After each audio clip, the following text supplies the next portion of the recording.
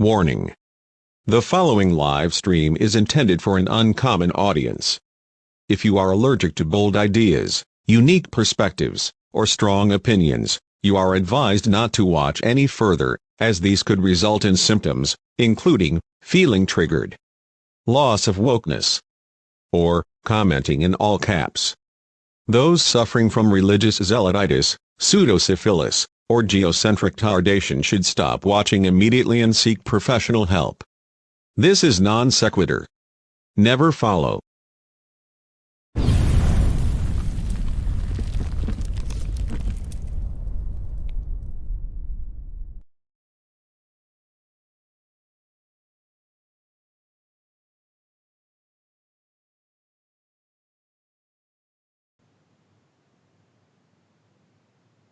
Awesome.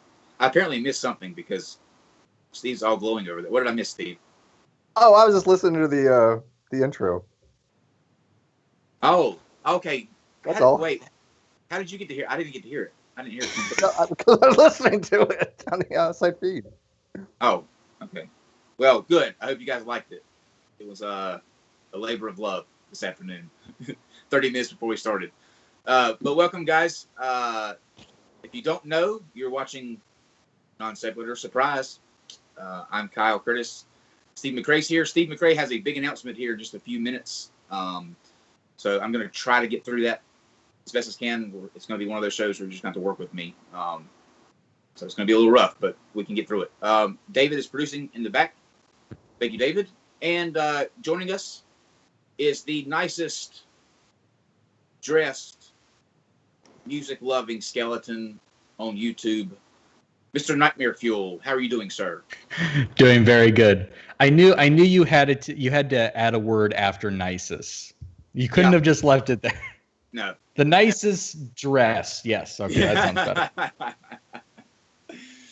better. But we are really glad that you're here. I think we're going to have a lot of fun. I've been looking forward to this, and we're going to get to that in just a second. As always, we'll run through what we've got coming up for the next few days, and then we'll get to Steve's announcement. Tomorrow is Saturday, yes. So we have Russell all day Blazer long from the Atheist Experience. Even on a flat Earth, it's Saturday tomorrow in some places. We've had a wild couple of past few hours, guys, and we're going to talk about that here in just a second. So that's why I'm kind of scatterbrained. There's so many different dates that I'm having to keep in my head now that it's crazy. But tomorrow at 8 o'clock, we have Russell Blazer from the Atheist Experience. He will be on with our favorite anti-homo, stone your unruly kids, Pastor Matthew Powell. They'll be having a discussion tomorrow. That's at 8 o'clock. On Sunday, okay, this is our first bit of news. Some recent events have led to a switch on Sunday, and I want you guys to kind of bear with me on this because it's not going to sound normal, and you're going to have to kind of process it. But we were originally going to do Debate Roulette, the official start of Debate Roulette.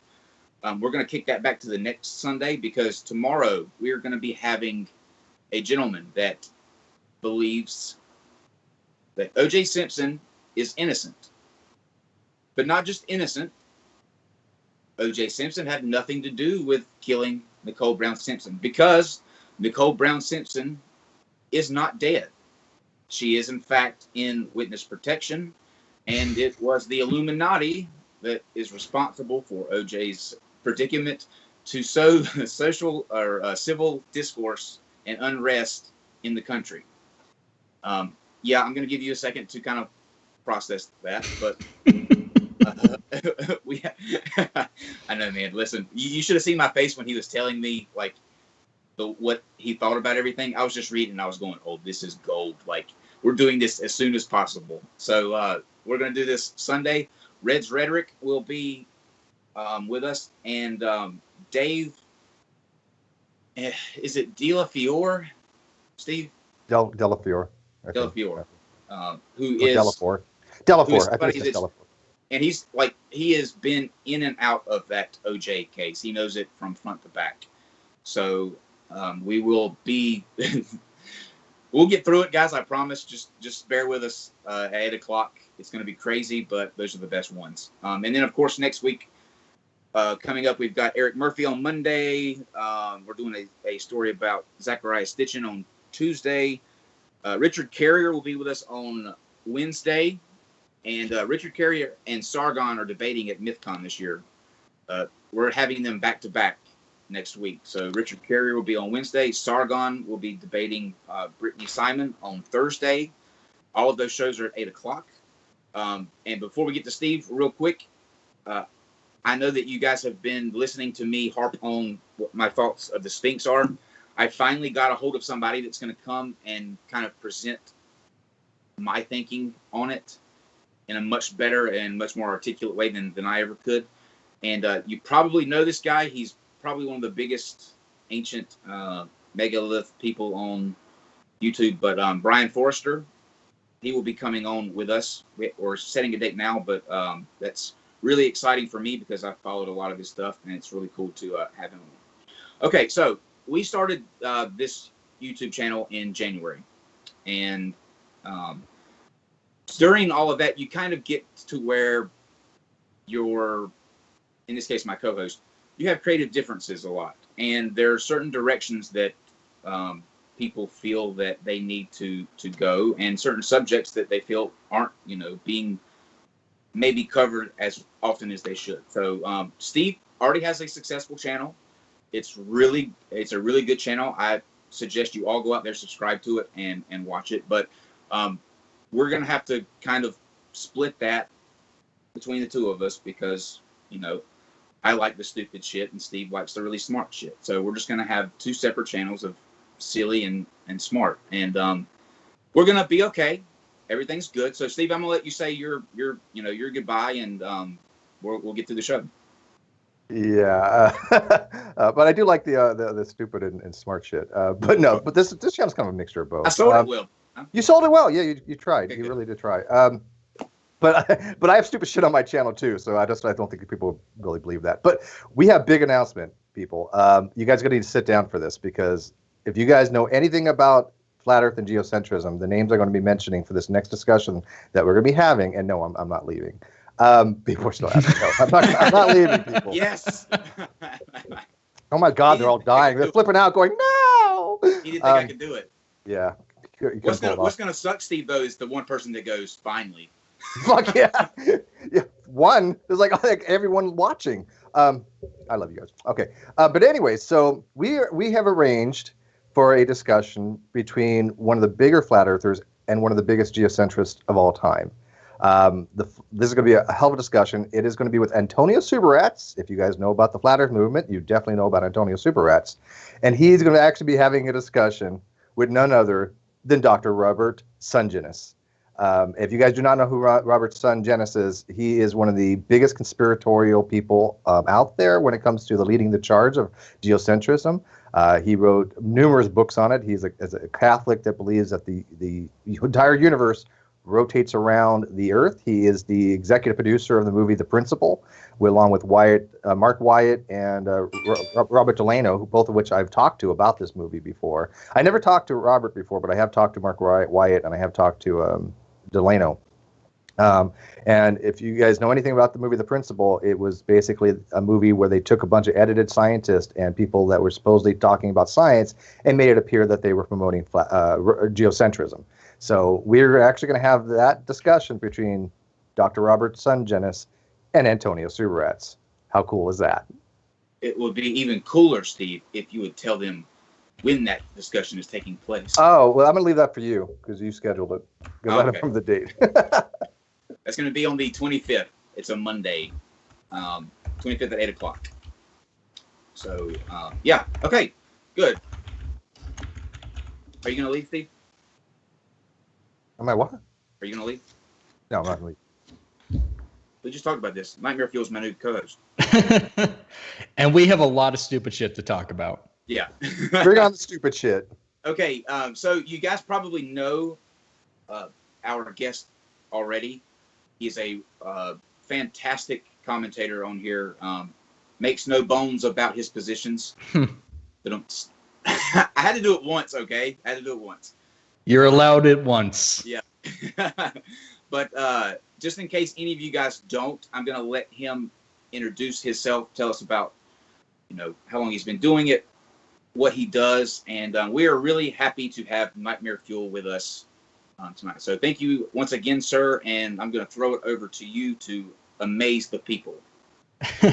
No pressure. None. So if people don't know, I run a YouTube channel, and I have been for about maybe 2 years at this point, off and on. I mainly talk about religious and political issues, a focus on anti-theism and some advocacy there. I talk about foreign policy, I've talked about just my general political views. And so, yeah, I appreciate the chance to come on for sure. Absolutely. And I think what makes you, maybe we can hit on first, what makes you kind of stand out from the usual, like in the skeptic community, people who comment on stuff like religion, is that you actually take the political aspect really hard. And I think that's a line that most people don't cross because the people that it kind of brings out are just sometimes evil. So my first question is, why in the hell did you do that to yourself? Because I'm a masochist. It's in my Twitter bio. You can check. To me, it seemed to be, the natural place to go. Because I see one of the main places I've always seen religion pushed was politics.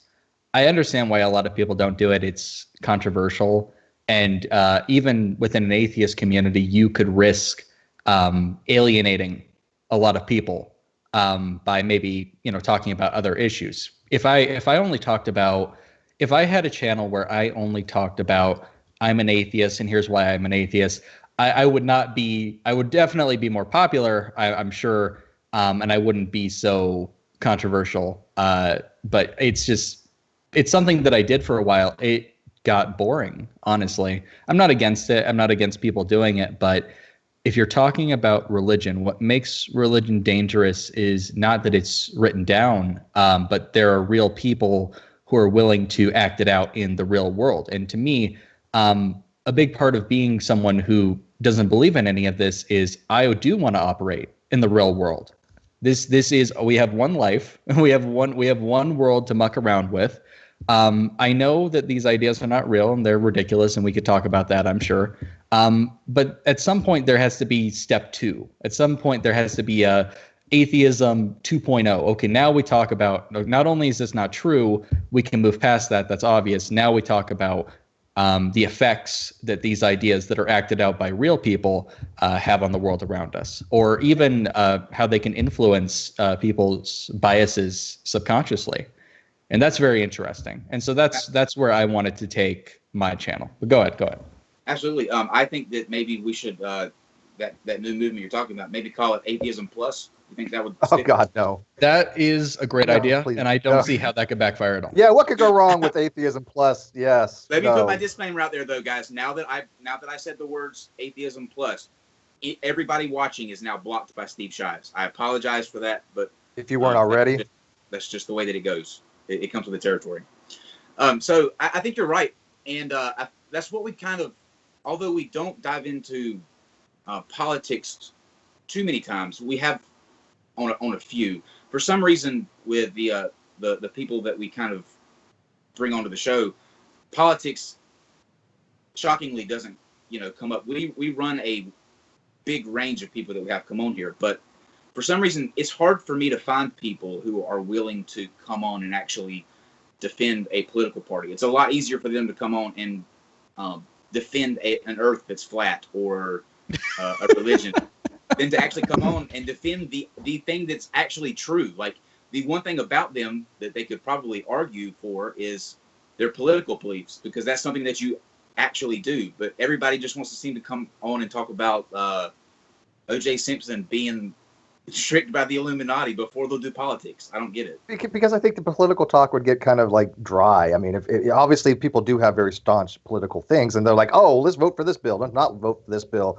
Tax breaks for this, not tax break for that. I think there's a niche for it, don't get me wrong, but a lot of people would rather have these types of conversations that come and go, yes, I'm a diehard Republican. Let me tell you about my fiscal policies and my social, libertarian ideas. Yeah. Guns for fires. Yeah. So, Nightmare, what is your political leaning? Generally, I vote Democrat, so there's that. I'm far from. I was thinking about this, how to describe myself politically. Anti-progressive, I think, is a is a way to start. I'm okay with that. I generally, and don't get me wrong, I have many issues with the conservatives and libertarians, and I'm sure we could get into that, and the anarchists. But the progressives, I've been giving them a lot more focus lately. It's kind of become a meme at this point, but and people will be like, "Oh, well, how can you? We have Republicans in charge of the country. How can you complain about this?" Well, generally, I care about the future of left-leaning politics. I want. I would like to see my party win the next election, and I would like to not see far left progressives spoil it, which seems to be the trend. And that's very unfortunate. And the way you do that is that you advocate for more centrist, more reasonable, moderate policies within the left to kind of get them off the socialist train wreck so that we don't lose again. So that seems like a worthy goal to me. Do you think that there's anybody now that is in the Democratic Party that is a rising star, or somebody that would be a serious contender to be or run for president? I hear a lot of people talk about Cory Booker as a potential, and I think he has a lot of energy. Sadly, there's not a lot of steam behind a lot of people. One of the best suggestions I've heard is Joe Biden, and I don't think that's a very good suggestion at all. But he was one of the people suggested that I thought was not insane. So I was like, okay, that's okay. It really is a sad state of affairs because you think it would be an easy election to win. Now you've had 4 years of Trump. Now you can point to, okay, do you really want to do this again? Look at Trump's approval rating. But the approval rating doesn't even really matter when you consider that every single Republican is going to vote for Trump anyway. Yeah. And they're not gonna nominate anyone else, and they're not gonna vote blue for the most part. So you can't count on that. You need to put up a strong candidate who the left is unified around, not a polarizing person, not a controversial person, just a normal, decent, sane politician with a good track record and who doesn't have insane ideas. And that really shouldn't be that hard. Joe Biden might be that person. I don't know if he would get the steam behind him that I would like, though. I would say that, and I was heartbroken when this happened, but I think who could have been a really good contender for that would have been Al Franken. He was popular until that happened with. Oh yeah, that sucks. Yeah, no, for sure. Reese, I got a question for Reese real quick. Do you have any litmus test for who you vote for? I mean, do you have like one dividing issue where you say I cannot vote for this person or I must vote for this person? I guess there's a couple. I generally, for me, pro-choice candidates are a must. I can't deal with the pro-life thing. I also choose. A big part of why I would like to vote for someone is who they're going to put in the Supreme Court, because that is like a decades-long lasting decision.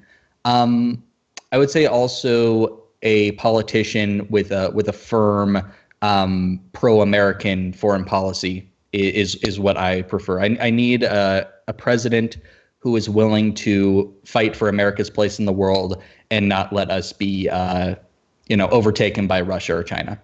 So those are my main issues.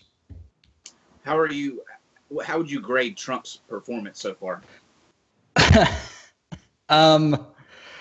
It's been interesting to say the least. It's very scatterbrained and ineffective, and it's an ever shuffling White House. It's about what we expected. I think even the foreign policy has been really hit and miss too. There have been things I liked, and there have been things I really didn't like. So, and of course, domestically, just a fucking disaster. There's not a whole lot to recommend there. I guess he could have been worse, though. I will say that he could have been a lot worse. I think so. The country's still limping on a bit, so he didn't meet all the doomsday predictions. Is that ever what you want to say, though? Yeah. You know, like Not a glowing We review. are live, by the way, Reese. We are live. Just FYI. it's to me, it's like you took the soul or the the brain of a 5-year-old and you injected it into a hydrogenated Cheeto and you let it loose on the country. But I have a theory though. The reason that he won, I think, is because, and this happened to me. Like I was staunchly against Trump. Like I could not imagine a world where Trump would ever be president. So when I went to the polls, there was a moment where when I got to choosing the names, in the back of your mind you go, nah, I might want to see what that kind of shit show looks like. Let the world burn, baby. It's just like Kyle, we're live. We're live, damn it. You all will forget this when the stream ends because Woo exists. We know this on here, but it's just like the streams here that we do. Some of the most like well done and educational, like thought-provoking streams that we do always take a second seat to the just shit show where people rage quit and cuss each other out. And I leave each of those streams going, well, that's not going to be received very well, and wake up the next day and it's tripled the one that I think is good. So I think that leads into like everything that we do with politics. I'm sure there are people who had that moment where they went, this could be fun actually, and went with it. That was me. Not gonna lie. If you watched my videos prior to the election, that was my mindset. And during the election, we were actually live, and we were actually saying, you know what? I think Trump has won this. I think he cinched it once he got Florida. And the live chat was going nuts. Like, oh, you crazy? He ain't gonna win this. He got one freaking state. And all of a sudden, it was like Wisconsin and Massachusetts or whatever. I mean, just all these other states that are coming in, and they're like, you just saw the whole mood of everybody's cool. I was watching CNN, and when they cut to say that Trump is the next president of the United States, I had a moment where I went, you know what? CNN probably is fake news. This can't be it. You're like, this is a simulation. Yes. Do you? Let me ask you this: when we do our like with the flat Earth, because this is where it kind of comes from. The people that follow flat Earth and the people who like are in that movement are the most vicious human beings on the planet. So when we do those shows, we always get an influx of comments that they're just awful. So I can imagine that in the politics world, it's probably worse. Do you get a lot of kind of pushback or like flack for some of the things that you come out against? Yes, I would say it. The more you do it, the more you kind of establish like this is my position. You'll certainly get it less from your audience. It really depends on what I'm talking about. And I've gone after, regarding politics, I've gone after some pretty popular figures like Lauren Southern, Dave Rubin. When I get their fans, they hate me. They cannot stand me. But I can't say it's a right-wing thing because I've made videos against Glenn Greenwald, Kyle Kalinske, and I get the same brand of viciousness there. It's really two sides of the same coin, and that's a meme too, but it is a real phenomenon. What happened?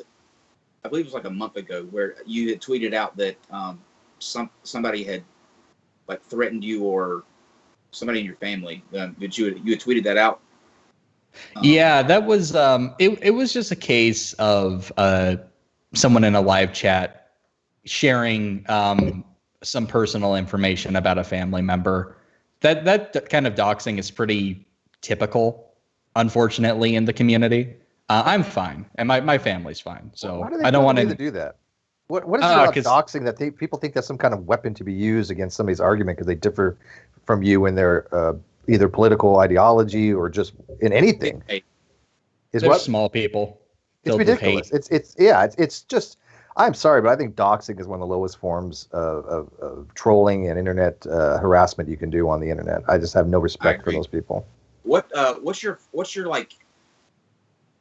If you had to choose in the politics world, because we're going to get into religion here in just a second, and with the different topics that you've covered, what's been the most controversial that people have kind of, or that you were surprised about? Because we'll do a show here on, the ancient coin thing, for example, and you'll have people that will just find the dumbest things in that entire stream to kind of pick out, and it's surprising to me the way that people's minds kind of work about certain things. So with the politics thing, I'm interested to know if there was anything that you thought might kind of not be a big issue, but turned out, it was. I would say that overall, the most pushback I've ever received is on my foreign policy views, because generally I have supported a lot of American interventions, not all, hashtag not all, and I've advocated for several more. And this is a big no-no, and I've supported. This has even led to me supporting certain things that the Trump administration did, and not supporting the administration when it didn't go far enough and just kind of pussyfooted around on the global scene. That is the issue where you will get the worst pushback. You'll be called a warmonger, a bootlicker, just a mainstream hack or shill. And I can't help what views I hold at the end of the day. Sure. Yeah. Some of my views, they might line up with CNN. Sometimes they might line up with Fox News. At the very least, they don't line up with the Kremlin like my critics. So I feel okay for the most part. Mic drop. I think that's a good thing to point out, because that's what I was telling the guys before we started this stream that I kind of liked about you most of all, is that you don't box yourself into what mainstream or society claims is like. If you're a liberal, you have to check all of these boxes. Oh, I hate that shit. Yeah, if you're a conservative, you have to check all of these boxes. You can pull from all of those boxes and be an individual. And that's rare, especially on here to and I think for that very reason, because that opens yourself up to a lot more, kind of personal attacks. But that's what's refreshing about your channel, is that you don't have a box. You're just, you as an individual, and it's if people are okay with that, cool. If not, cool. And I think that's definitely something that's missing in the community. It is interesting because, and it's not just foreign policy, I would say it's a number of other views, things that I've said about crime, things that I've said about Israel v. Palestine. It's just a wide myriad of issues. I will constantly get people from the left who are just so dogmatically against me, and it's a matter of they want to purge me. Like, I say that I'm on the left, that personally offends them, so they're like, oh, I get the feeling like they would be satisfied if I was just like, okay, I'm a right winger. But they make that out to be such a terrible smear. It's very revealing. I am politically opposed to a lot of right-wing positions, but I do have a good amount of followers who are right-wing, and a lot of them are atheists as well. I'm very surprised. I guess I shouldn't be surprised. I don't like that right-wing is such a damning thing to be called. Because granted, I have my political disagreements, but I feel like it is just used as name-calling at this point. Yeah. It's used as, oh God, it's synonymous with SS. It's such a toxic political scene at the moment. To me, what the worst thing that I think has happened is that it's been kind of shifted over to be another word for you're a racist. And the reason that's a problem is because it takes away from the impact of the word and people who are actually racist. So if it gets the more it gets used in a sense where it's just hyperbole, where if you're just making a statement that some people don't like and you call them racist, even though they're not being racist, it just becomes something that's secondary language, and everybody just gets used to the word racist. So when you actually find a racist and call them out for being racist, it's lost its punch. It's just another. That applies to a lot of words. I mean, racist, sexist. But I mean, have you noticed though, no matter what label you take, you're going to have opposition from somebody else. Like, for example, I'll give you a perfect example. A while back, I said that I could tend to side with the anti-feminism, right? Backlash galore. But I made it very clear that when I'm using the term anti-feminist, I mean I accept egalitarianism. I accept just normal common sense, equal rights, everything across the board. Because I attach feminism now because of third and fourth wave feminism to a radicalization of the original meaning of the word feminism, right? So I am all for like second wave feminism, correct? I mean, I think you would have to be a total asshole not to want egalitarianism, but I don't want to associate with the radicalized version of it. So I just say, you know what, I'm just anti-feminist. I don't want to be associated with the newer feminist movement.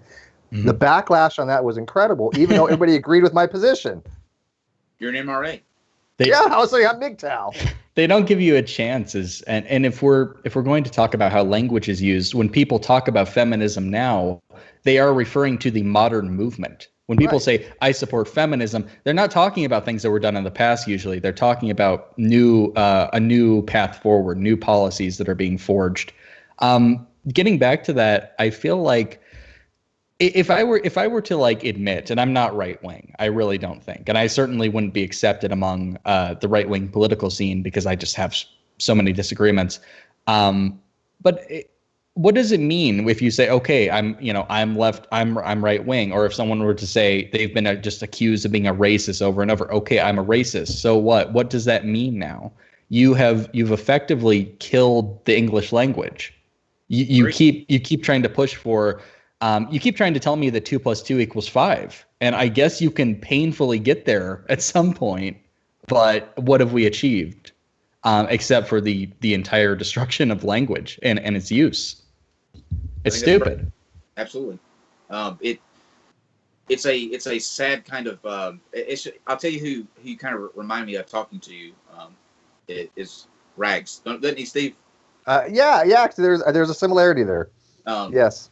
Which we are huge fans of Rags too, but we had a discussion last night about the gaming industry and how that's being affected. Like, people are upset that Steam is letting developers post a game as long as it doesn't, kind of break any laws. They're not going to filter it for content. So if people find it offensive, that's too bad, and there's a big backlash against Steam for doing that, and we just can't. I mean, I can't figure out why. I'm a liberal. Like, I'm a gay man, and I just fit that whole liberal. He's got every box checked. Yep. Yeah. Yep. However, I would never support anybody saying that we need to have any kind of censorship on anything. Like, that's what freedom of speech is made for. If the game is offensive enough, people will stigmatize it and push it out. But there should not be anyone, at the top of a ladder or whatever, saying that, oh no, I think this. Right. I think other people would find this offensive. Let's not. Don't tell me when I can't play. Yeah, exactly. Yeah, but that's the world we're living in now. What do you think about the right to be offended? I've heard about the Steam incident. Those are the tactics of people who can't win in an open marketplace of ideas. Like, if they were to make a game, it would be crap and no one would want to play it. Now, granted, on Steam, a lot of the games are indie, a lot of them are free, a lot of them are just people starting out, and a lot of them are just not going to reach a lot of people. It's not a battle worth fighting.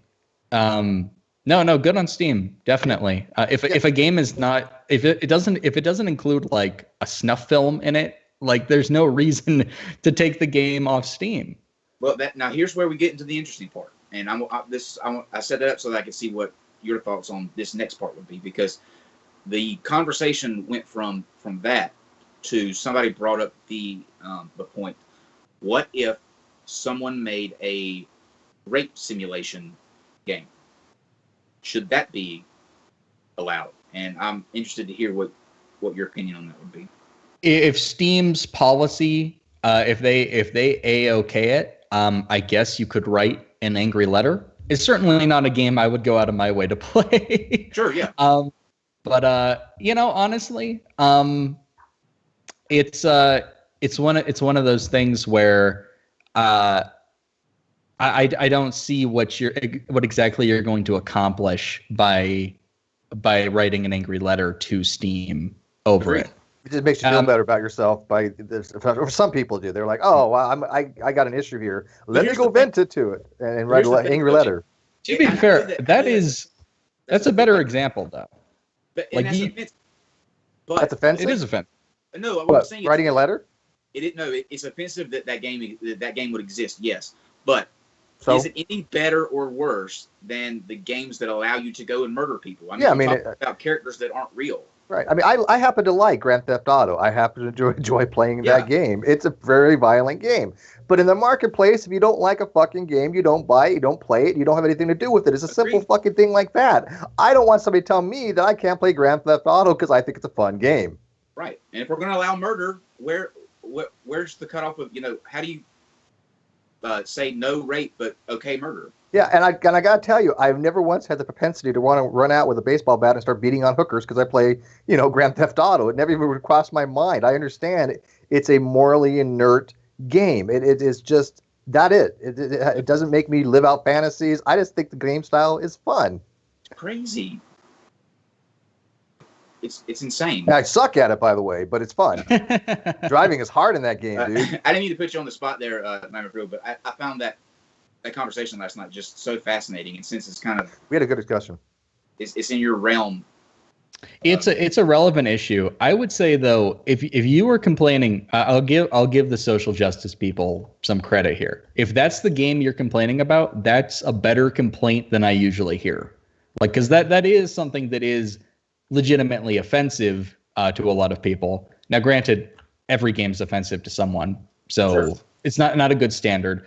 I wouldn't want to play that game. But, if you're going to complain about that, it is better than the usual that they find a way to complain about.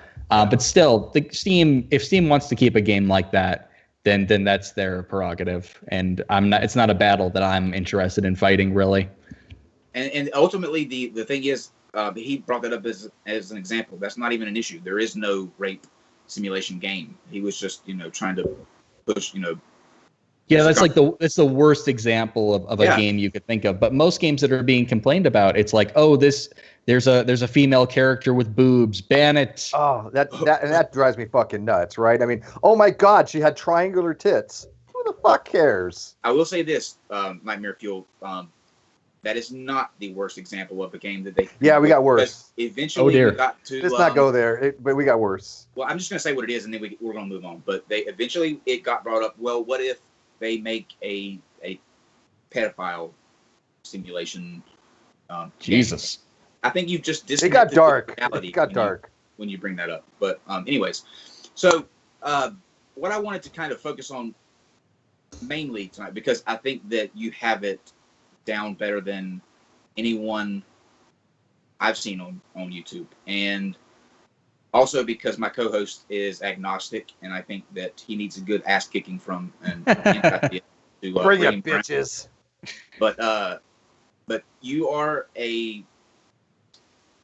you're the sergeant of arms, I will say, of you hold people to a to a standard on that, and I think it's great. So will you kind of walk through what your idea of an anti-theist is and why it's kind of misconstrued and people get it so wrong? Yeah, there definitely is a lot of misinformation, and in terms of how someone like me is perceived. And of course, communism will be brought up inevitably in that kind of conversation. I think that my stance is honestly really simple.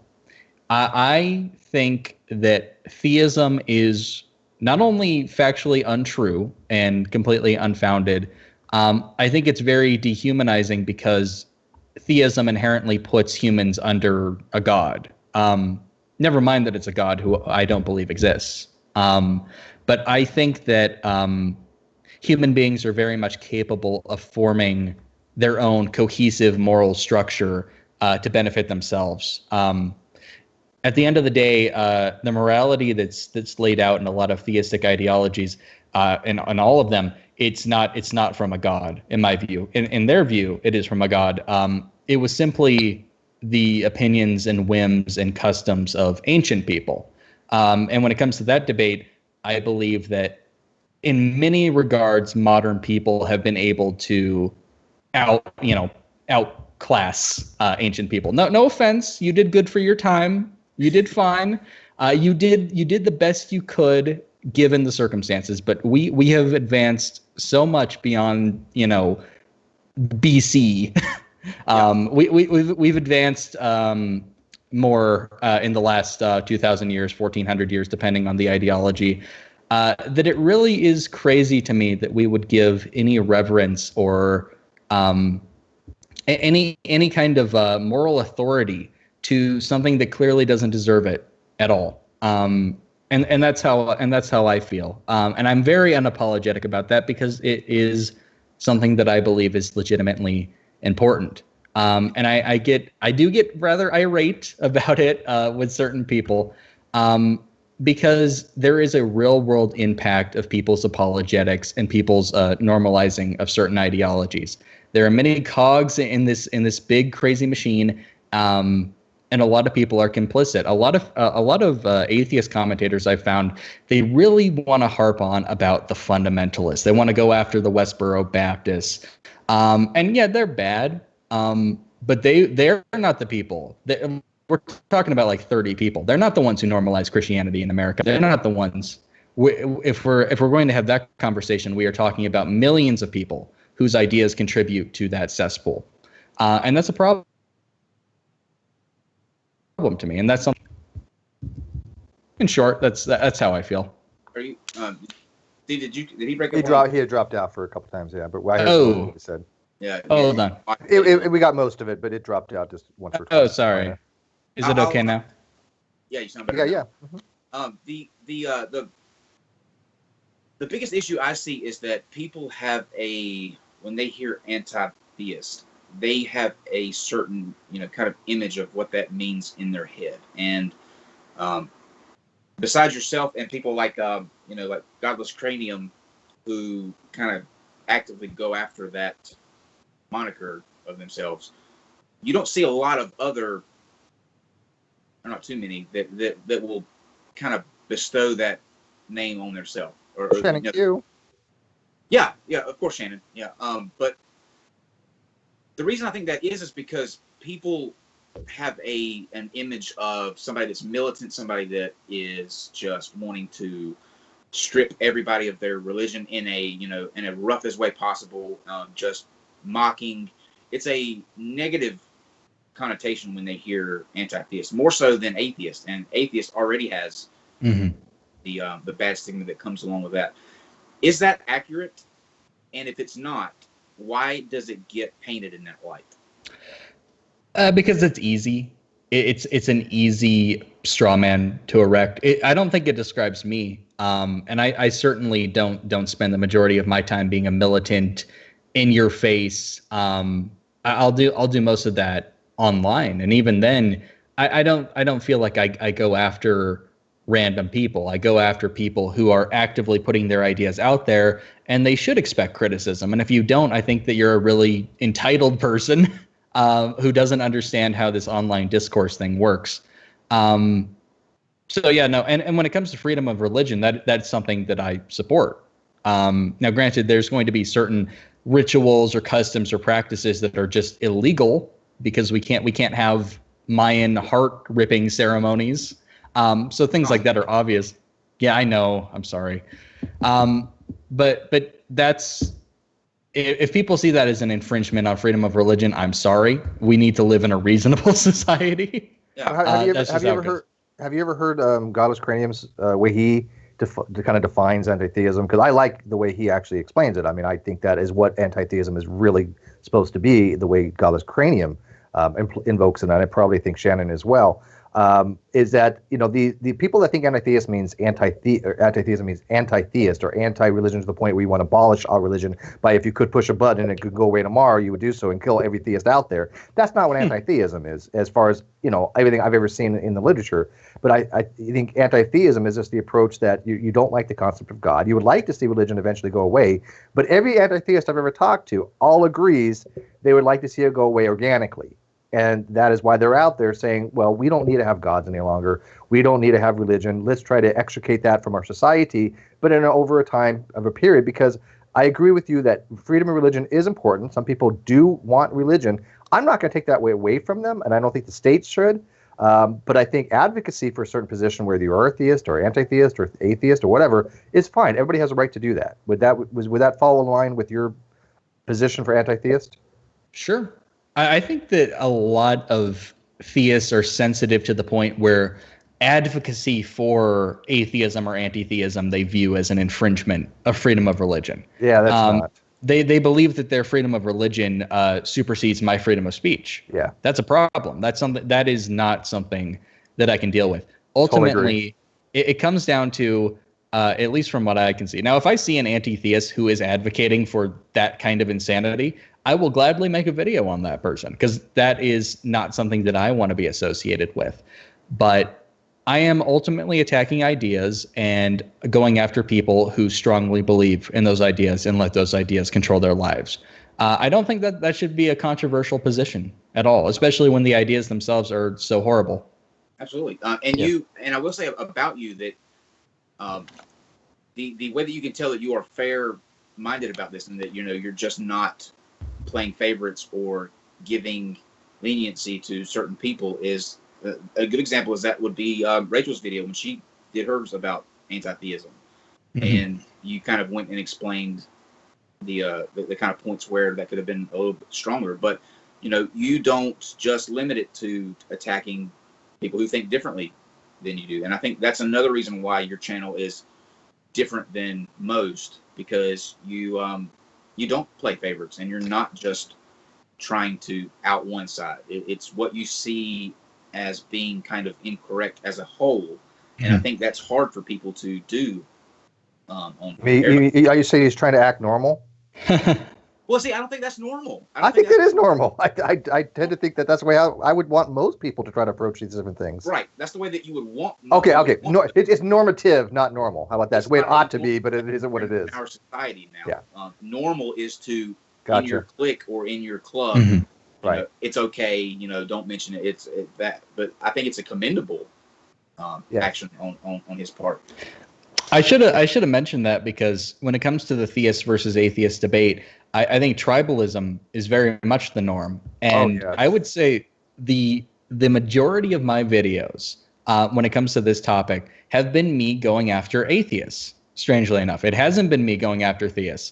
It's been me going after Christian apologists, atheists, Islam apologists, atheists who were against anti-theism, atheists who just wanted to play it nice and not just live in harmony with ideologies that are inherently set against them. Those are the people who I called out because part of it is because I felt like those were the people I could reach. I felt like there was going to be enough common ground there where I could make these people see reason.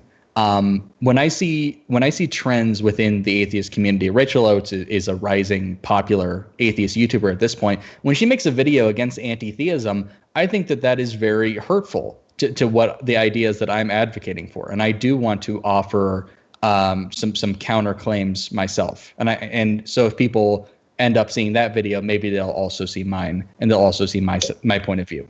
I'll tell you what, we have Rachel coming on, I think, what is it, the 21st?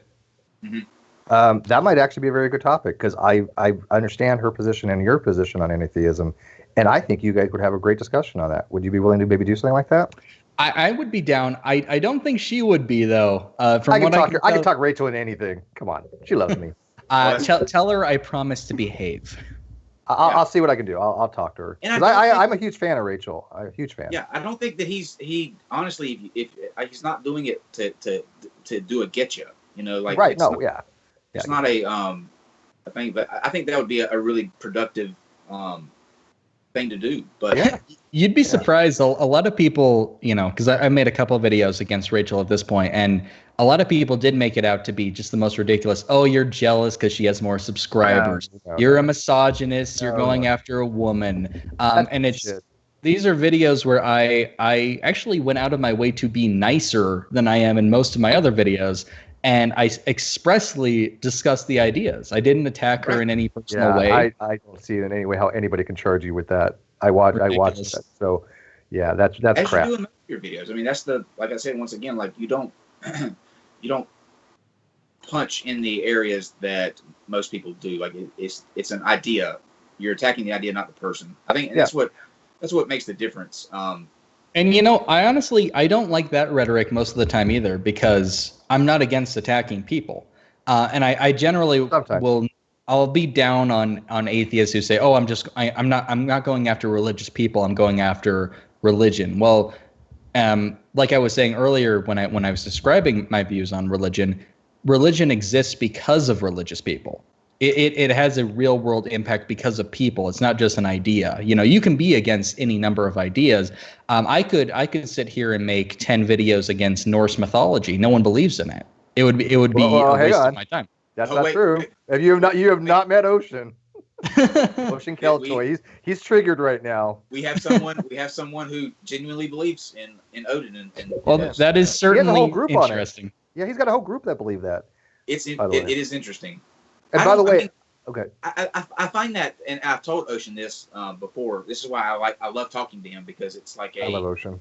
it's a fascinating conversation. But I brought the point up one time that it's easier for me to believe in Christianity, and that's ridiculous. You know what I mean? Like, how do you get to? I want to know how you get from. He has a very weird way of getting to it. He's thought it out. I'm not saying I agree with him, because clearly I don't, but he has put some thought into it. But I love what you said about tribalism, because I see that frequently, not just from theists, but from atheists as well. I'll go into these forums. I've been in numerous forums, and like, for example, I'll go to like one dealing with the atheist experience, right? And I love that show. I actually like them.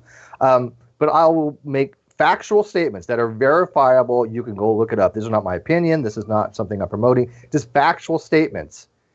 And I will have them accuse me of being a theist and say, well, you need to demonstrate your God, Steve. And I'm like, do you even know who the fuck I am? I'm like, did I mention anything about me believing in God? Did I even promote any notion that I was a theist? But it's a tribalistic knee-jerk reaction, because what they're being told doesn't jive with the ideology that they're being spoon-fed, because they don't want to go look and validate these things for themselves. Mm-hmm. It's the same mentality that would lead someone to accuse me of being a right winger because I'm not towing some leftist line and not checking all the boxes. It's the exact same mentality, and it's childish. It's an unthinking way of going through life. It's someone who's just regurgitating the talking points that they've been spoon-fed. That's exactly it. I can always tell the people that kind of regurgitate those things and don't have the independent mindset to either formulate their own arguments, counter arguments, or at least talk about the talking points in any depth, right? Those are the ones that I don't have much time to really spend on them, because why bother? It'd be like me trying to explain to a creationist just saying, you guys believe you guys evolved from a rock. I don't really want to spend much time on that type of low-level, base-level shit, right? Yeah, confused. Yeah, to the surprise of no one. No.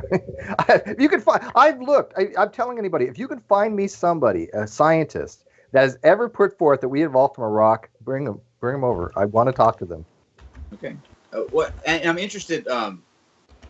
What was your I don't want to say childhood, but what kind of led you into the activism aspect? Like, did you grow up religious and kind of get out of that, or were you always atheist, or how did that kind of bring you to where you are today?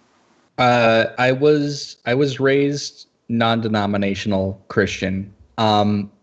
It was just kind of part of my life for a while. I actually early teen years, it became a bigger part of my life, and I was a pretty big Jesus freak. Sadly, embarrassingly enough, but it happens. It happens to the best of us. Wear a cross or a "What would Jesus do" bracelet? I have a Pope Francis version. I should start using that some more. Oh, that's epic! Yes, I will bust him out a little bit more in the vids. But I was Christian for a while, and then I was slowly, I kind of reached a peak where I was into it, and I gradually fell out of it from there when I found it just couldn't answer a lot of questions in my life. And being against it, it just kind of seemed like a natural position. I didn't even occur to me that you could be like, once it occurred to me that this is not true, and I've let this control my life, and it controls the life of so many people, being an apologist didn't even make any sense to me. What would I be accomplishing by doing that? This is a real problem. I'm not just going to sweep it under the rug. I'm not going to act like this isn't a problem. I'm not going to act like this is a social net positive, because What a- I think that I would be dishonest. I would be lying to myself if I ever thought that. Good point. What apologist argument did you put forth during that time where you look back and go, God, that really was a shitty argument? For a while, I toyed around, and it was never something I fully embraced, but it was definitely something I talked about with other Christians, was the age of the earth, the existence of dinosaurs. And it was things that I was just legitimately curious about as a Christian. Like, okay, how do we justify this? Like, and I was looking to people for wisdom who had no scientific knowledge, who had no historical knowledge, who simply had a theologian backing, if that, to answer these deep questions. So that's the thing that I'm most embarrassed to have ever even had in question. But it happens, even among people who you might think are smart or rational. If you brainwash them for their entire lives, they will question these things that seem obvious, and they'll be like, that doesn't line up with my perfect Jesus book. Let's see what my pastor or preacher has to say about that. And of course they'll give me the right answer because they only speak the truth. They're looking out for me. Absolutely. That couldn't have, I don't think you could have said that any better. That's where they get most information from, is people like Ken Ham and their pastors, rather than going to the actual literature and actual reading stuff for themselves. They lack the ability to actually do any critical thinking sometimes. And I'm not faulting everybody for that. I mean, I understand certain people rather depend on other people for information. But when you do have those kind of beliefs that are such that go completely against what we do know about reality, again, not talking about God, but talking about something like the age of the earth, it shows that they're not even willing to go out and investigate these things on their own, because they get all their research from secondary redactors and third-party redactors and other people that just regurgitate what they've been told. And that's what you need to point out to them. You need to point out to them, look, you're not even looking at this from an objective point of view. You're just going out there and saying, hey, my pastor told me this, and as you said, they put undue faith in their pastors. And when we've seen, a lot of these pastors don't have these people's best interests in heart.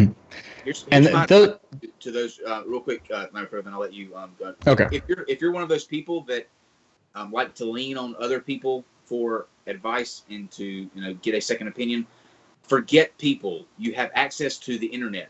Google your question and find it out that way.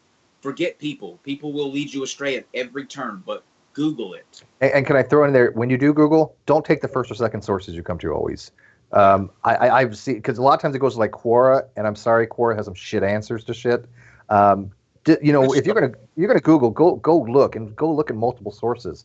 Don't look at the first thing you come to, because it's not always going to be correct. I can tell you that from experience. Okay, and if I feel like the age of the earth and did the dinosaurs exist? Did the dinosaurs walk with man? Those are pretty, those are fringe compared to some of the other, examples of Christian pseudoscience, denial of the Big Bang, denial of evolution. Those are much more common, I believe. And when it comes to those, if you want people to look to other sources of information, to their schools, to published, peer-reviewed articles. I remember at the time, like the peak of my indoctrination, having a very angry reaction to scientific knowledge that could endanger my religious worldview.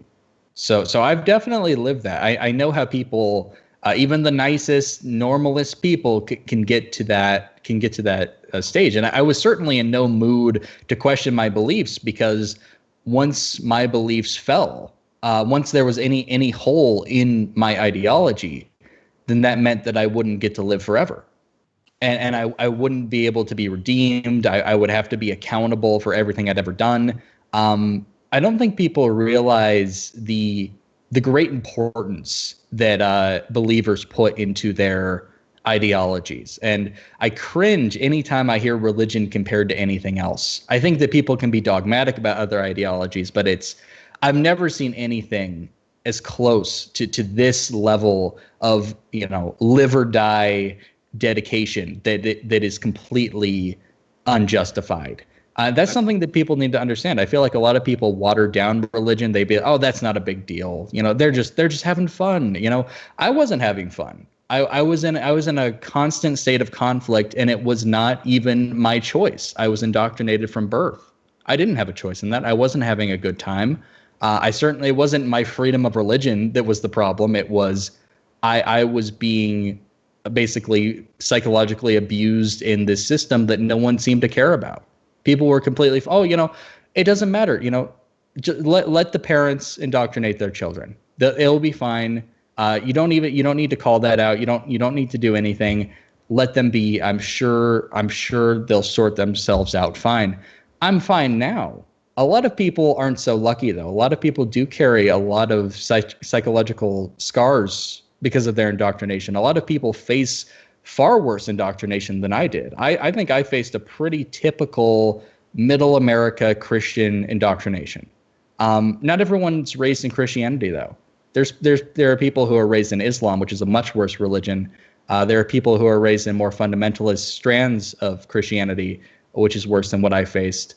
When I just talking about that and referencing all that, I cannot understand for the life of me how someone would say, I'm not an anti-theist. Like I'm actually anti-theist, and I'm pro-religion. I think that the status quo of our world is okay. I'm okay that this happens. I'm okay that children are indoctrinated from birth. I'm okay that they're psychologically abused. That's fine. That's something I support. That is a completely indefensible position. I don't.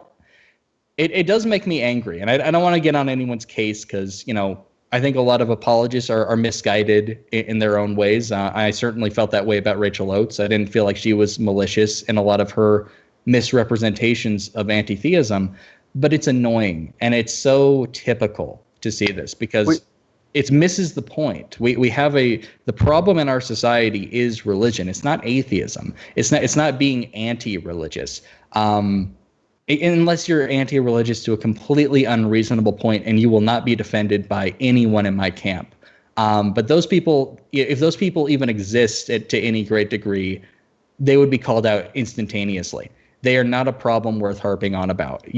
People intentionally they'll divert the conversation and try to chip away at my criticism of religion while ignoring this elephant in the room, and that is infuriating.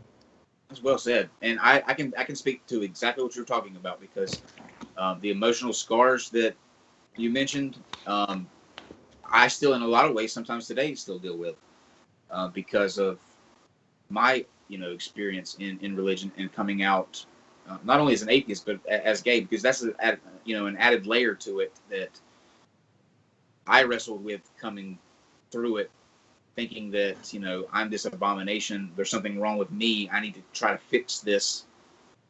And it just beats you up psychologically. So I'm 100% with you when you say that, why are we okay? And to me, like, I'll go further. Like, it's almost like religious people get an extra pass because they're religious. Like that's viewed as something that's pious and righteous. And it's a protected class. Exactly. And the people who simply have a lack of belief in their God are viewed as somehow almost criminal, like you're a lower class person, or that stigma is just so hypocritical and backwards. Like to feel like you have an air about you that you're better than somebody else. That's basically what it boils down to. We live in a clown world where people will get on atheist case. Oh, you're so militant, you're so mean. And I'm sitting here. Do you realize what religious people believe? Religious people believe that take any religion. They believe that the majority of people living on the planet now and who have lived throughout human history deserve to burn for all eternity. But I'm the mean one. I'm the problem. Okay. It's so let's get that. Just making sure we got that straight. Yeah, I mean, it's a little bizarre. One of the things, I mean, I get the anti-theist mentality, right? I'm not an anti-theist, right? But there are certain religions that I think are violent in nature. I think that they're discriminatory, and I think that certain things that use fear, I don't like that approach. Obviously, I don't fear hell because I don't think hell exists the way any Christian has been promoting it. I'm not worried about any kind of fire, brimstone crap. I think it's all bullshit. Annihilationism, maybe. But yeah, I'm not a fearful person. So like people say, well, Steve, you don't want to take the label atheist because you're fearful of that. No, I don't give a shit, right? I mean, even Christians that have come after me and like, well, Steve, if you don't believe, and I have this a lot lately. It's more than usual. A lot of Christians are like, Steve, have you thought about your own mortality lately, and are you going to burn in hell? I'm like, yeah, I think about mortality a lot, but that's not a consideration I'm worried about. Let me ask you a question right there, Sure. based on that. You said that you think that.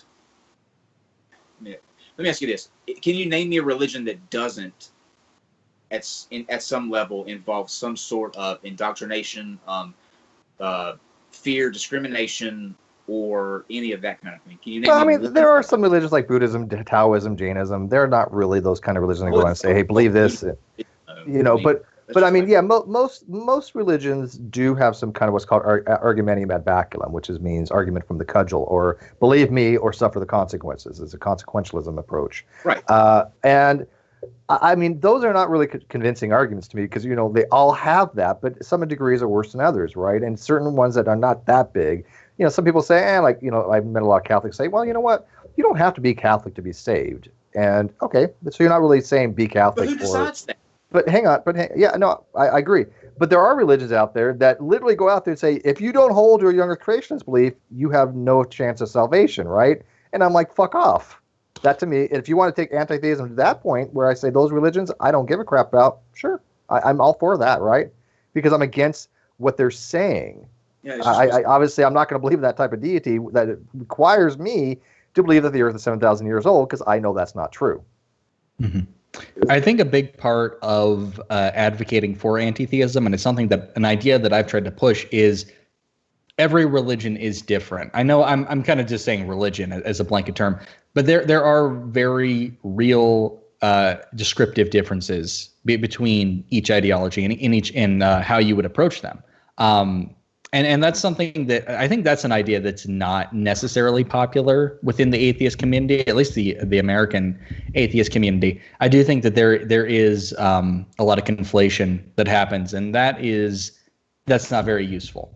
But when it comes, down to the important things that I believe are important, I am an anti-theist across the board because I don't believe these ideas are true. I think that they're limiting of humanity's potential, and that we are capable of so much better at this point. We don't need to put ourselves under supposed divine rule. We are capable of leading our own path at this point. And I think that it is inherently dehumanizing to suggest otherwise. Absolutely. We're getting close to our 90-minute mark, but I tell Steve this every time, and I'm going to keep telling him every time. The discussions that I enjoy the most seem to fly by the quickest. I know, right?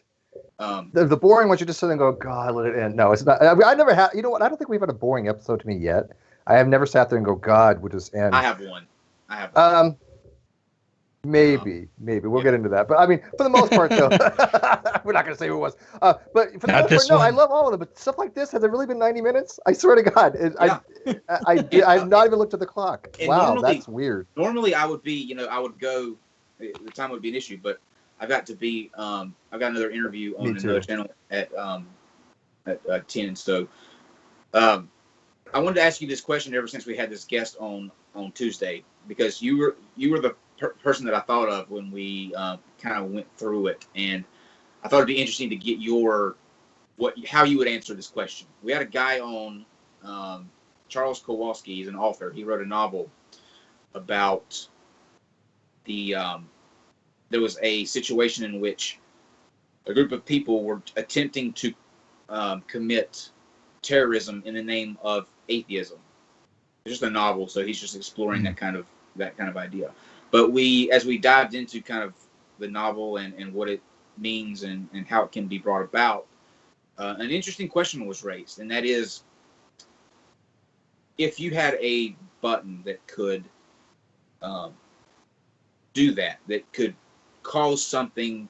I think in the book it was a gas, but and I just think with me on this. I know it sounds bad, but it's a really interesting question. I know it does sound bad, and I like to preface this. This is not the way that I feel. It's just a hypothetical question Right. to think Sure. about. It's just exploring things. So you kill the people who are proponents of pushing religion in a terrorist attack. Now, the point was brought up that doing that, by getting rid of those people, yes, you are killing people. However, you are pulling away that barrier that keeps society moving forward. There will be no more cults or whatever to keep people from, discriminating against people, all that other kind of stuff. They're removed, and the generations that come after this won't have that that kind of burden of religion on there. Would that ultimately be worth that catastrophe at that time? I know that's I hard. think I know. yeah, it's an interesting thought experiment. I think that in the real world, it would have a very opposite effect. If we just wanted to talk about this pragmatically, I think that would actually incentivize a lot of people to join up with the religion and push those religions harder. They would feel like victims at that point. I do believe that now it depends on where you are, but I believe that at least in my country, America is usually seen as a very religious country. I do believe that religion is going away, and it's lost significant social standing even in my lifetime. Imagine in 10 years, 20 years, they're really on their last legs in a lot of senses. I think that their terrorism is obviously wrong. I'll just say that obvious statement of the century. Terrorism is never justified, even if it's terrorism done in the name of a position that I hold, and that's an important thing to, again, if I do find these crazy atheists who I keep getting conflated with, I will gladly say no. I am not associated with you. I don't endorse you. There's other ways you can push back. You don't. The options aren't terrorism and just sit back and watch religion control your society. There's other legislation. If you find that there's someone at a mosque recruiting ISIS members, I mean, there's real punishments for that. I think that we could have an actual fruitful conversation about having some kind of some societal pushback against child indoctrination. Because in a lot of ways it is abuse, and it's something, I think it's a conversation that's had to happen for a long time. And you can push for a stronger separation of church and state. So yeah, ultimately, I don't think. I think that saying we're going to kill these religious people because it's going to make society move forward is a very oxymoronic idea, because killing people is not a move forward. It's not a step towards progress. Killing people who all they've done is express their ideas is a very anti-progressive idea. Not a good idea. And that's exactly the point that we landed on the other night too, where it would cause a backlash. Yeah. Do you push the button? Yeah. More than anything. But I found it to be a very thought-provoking question, because like I said, I know it sounds bad, and I didn't want to put you on the spot with, you didn't really have to answer that question with I'm glad you did, but it was more of a rhetorical thing. Like, that is so inconceivable to actually being in reality. I don't think that would ever be I think it's plausible somebody could want to feel that way and try, but I think that we're better as kind of a human race than to go there. Once it came down to it, even those I think that would say yes now that they would do that wouldn't be able to ultimately push that button. Yeah, it's just, you just lose the moral high ground. It's what are you even fighting for at that point? Now, granted, I think most atheists would agree with me. I think I would be scared to hear the religious answers if the situation was switched. That's a good question. Because they believe pretty much the same thing, that it's atheists who are degenerating society and holding us back from our past greatness. That's a good, actually, and you know what? Now that I think about it, they're actually doing that. They're the ones who have the title of causing or trying to kill off masses of people in the name of religion. So in reality, that's kind of their thing now. Yeah, and somehow they're still seen as the moral standard in a lot of areas of life. It's to a point, like if you want to look at worldwide terrorism, like 90%, this is the most recent stat I've seen, 90% of the deaths caused by worldwide terrorism are Islamic in nature. That's an insane statistic if we're talking about something as broad as terrorism. The fact that one religion has so successfully dominated this form of violence is inconceivable. And I'm sorry, go ahead. Go ahead. I was just going to say that, I mean, to me personally, I don't think that Islam as a whole is what that is. You know, and I'm going to go ahead and be upfront and honest. I don't know a whole lot about it. I've met several Muslim people. They're, very nice people. And I think that you have that extreme group, because of the level of the damage that they do, kind of paints the entire religion as a whole as what that extreme sect is. And maybe you can speak more to that because that's your, you're in the political side of things. But based on the ones that I've met personally, I don't see it as being that version of what's blasted on TV every day. I would greatly disagree because I believe that those fundamentalists very much emulate the model of their prophet, and that is at the core of the ideology. There's other parts of the ideology that people may latch onto, and those are very much like the peaceful aspects of Christianity. Terrorism is not the only issue too. At the core of Islam, Islam is it's different from Christianity in that the book is shorter. It's a lot more straightforward in its calls to violence. It is quite frankly a more violent religion, and we see that played out in reality. And violence is far from the only issue.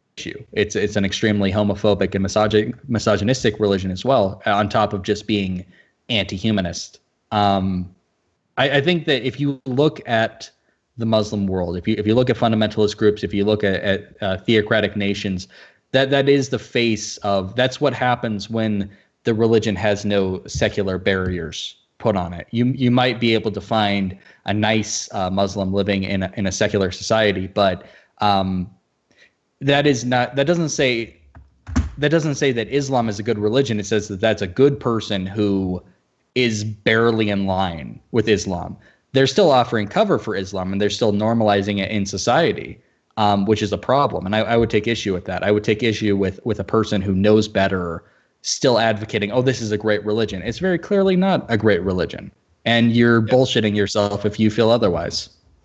I think, and to your point on that, I think that is accurate because now that I think about it, if you follow the Christian Bible, like as it is written, no kind of trying to twist it and turn it to make it say something that it doesn't, or to try to fit into the kind of society that we've made for ourselves now.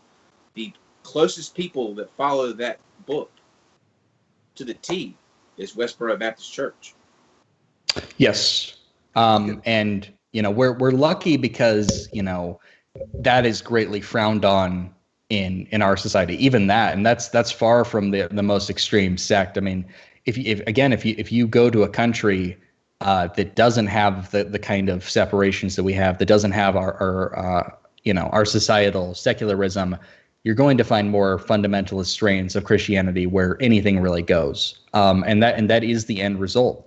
And that's something that I want to avoid. That's why there is a fight for secularism, because you don't want a society like, some of these backward African societies that are majority Christian and gays are dragged out in the street and killed. Right.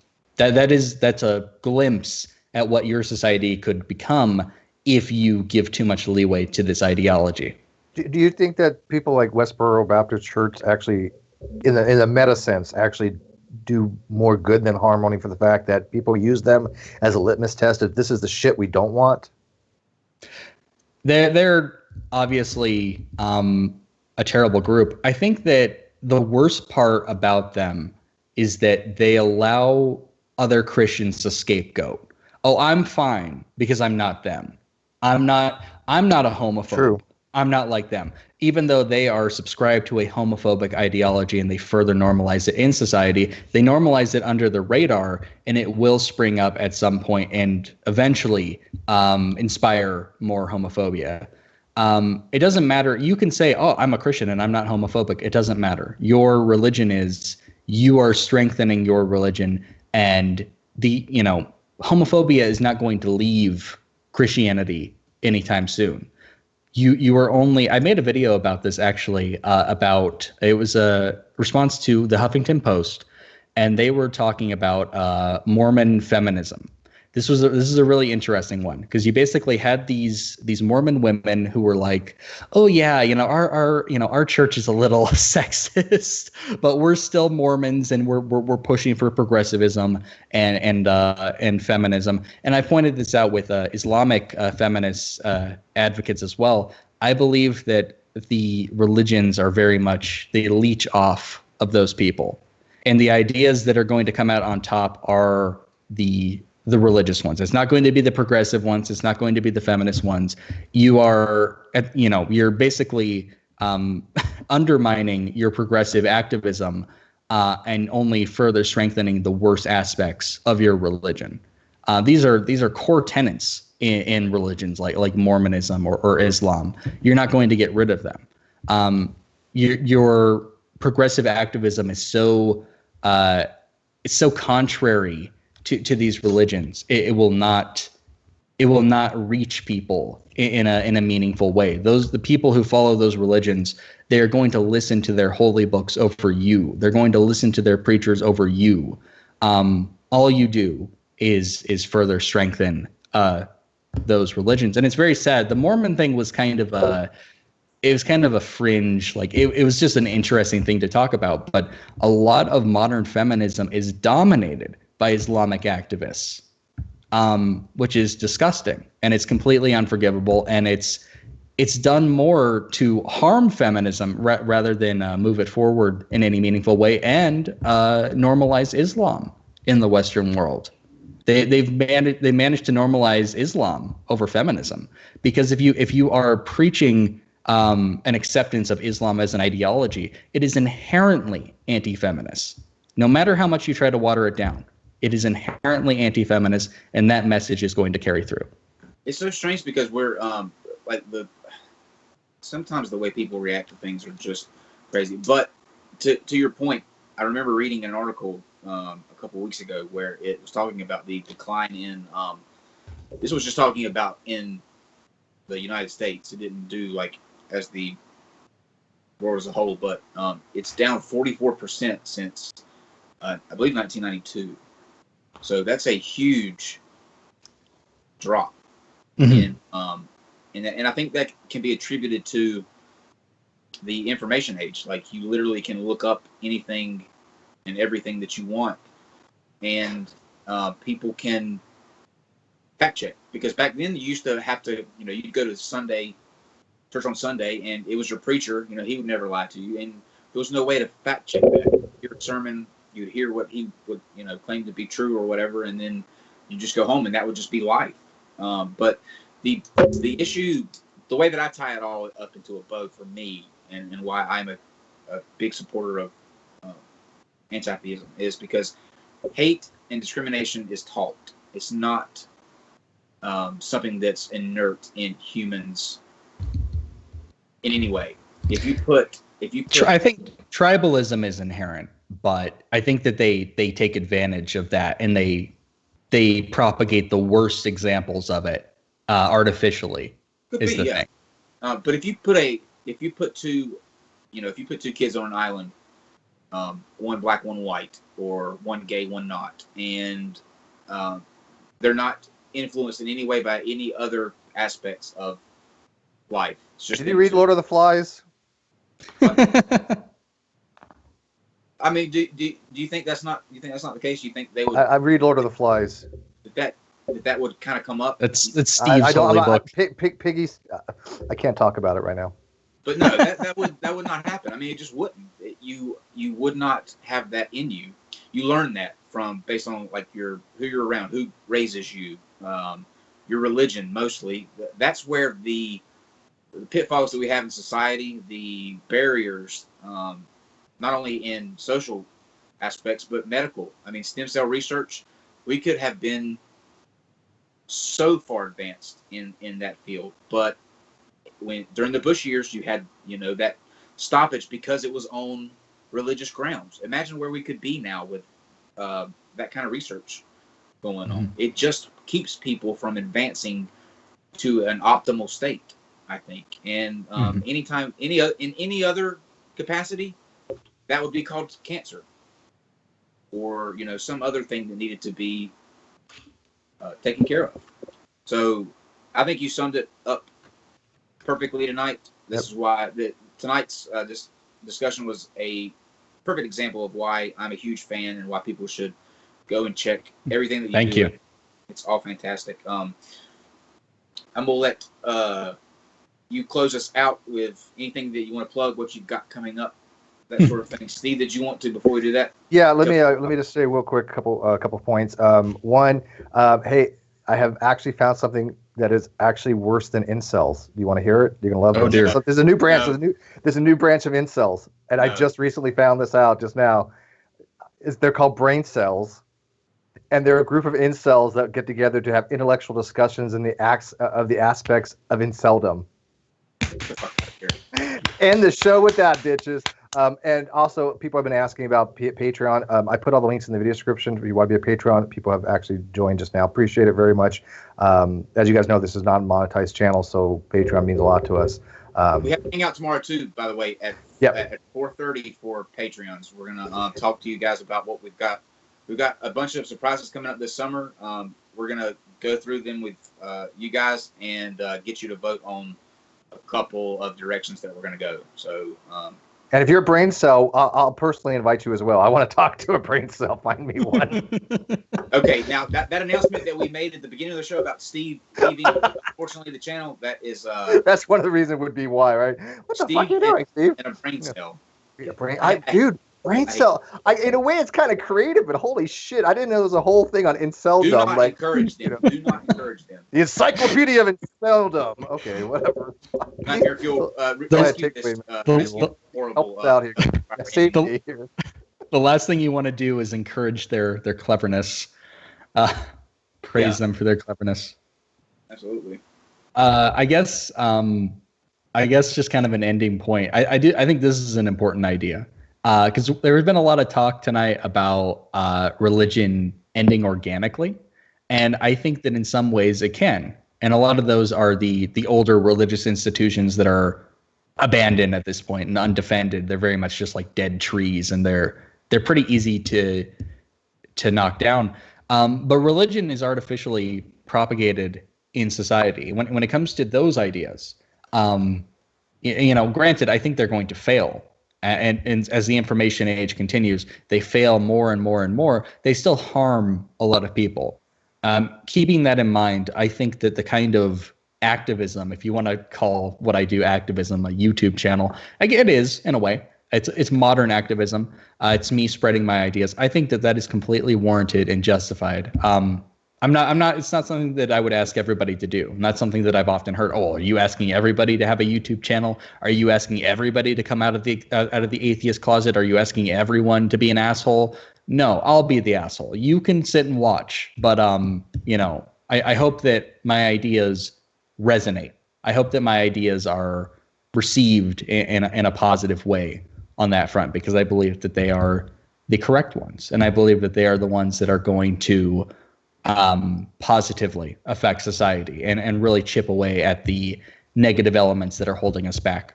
But thank you so much for having me on. It was awesome. It was a good time. I would love way too fast. Yeah, it really did. I wasn't, and I want to come on another time. If you want to get me on with Rachel or whoever, I'm down. I think my channel and Twitter are in the description as well. If followers over on this channel would like to follow me, that'd be really cool. I hope you enjoy what I have there. I can be trolly. You'll have to bear with me. No, and they will. Like I think what you just said was perfect about the way that you approach things is definitely activism, and it does resonate with people because it's hard for me, or not hard, but it's very rare that I go and watch, somebody's video every time they put out one. You know how you just have those certain few that you go and you watch all of their videos. I try to catch most people's when I can, but every time you put out one, I make sure and watch it because it's relative, it's topical. There's a message behind it, and it makes sense. And I think that's what is lacking in the most part in this area of YouTube. It's just common sense, the way that you think about something, like that you don't have to be in those extremes all the time. That the middle is kind of nice and cozy, and you don't have to check all the boxes in one labels category. You can actually be you and take from different pieces. And I think if there was more of that, and if more people watched you, then I think we would be on the right track to being a little bit of a better place. So I appreciate what you do. That is about as glowing as it gets. And I find your content to be well spoken. I put you more as a moderate. I'm sorry, I don't see you as any kind of real radical. I don't know if you're trying to be, but I mean, I think you make a lot of sense, and you just have something to say, and you put it forth eloquently and articulately. What else do you want? That's what YouTube is, right? I mean, you have an opinion. People can go after you if they disagree with you. That's what it should be. Yeah. Yeah. YouTube should be flat Earth versus geocentric. Goddamn right. Yeah. I think I'm a moderate too. That's why I'm puzzled when people do paint me as a radical. It's like, what? What do you do? You clearly have never met a radical. Then. No shit, right? Everybody that says that is one of those extremes that I'm talking about. Yeah. to them, I'm the extremist, and it's really them. That's funny. Right, and that's the difference there. I think if anybody with common sense and a head on their shoulders that thinks in the terms of what's the most good and the less harmful or the least harmful, are going to side with what you have. Maybe not in the political aspects because everybody's different in politics, but in terms of the overall good, they're not going to look at you and say, "Well, he's crazy now. He's extreme."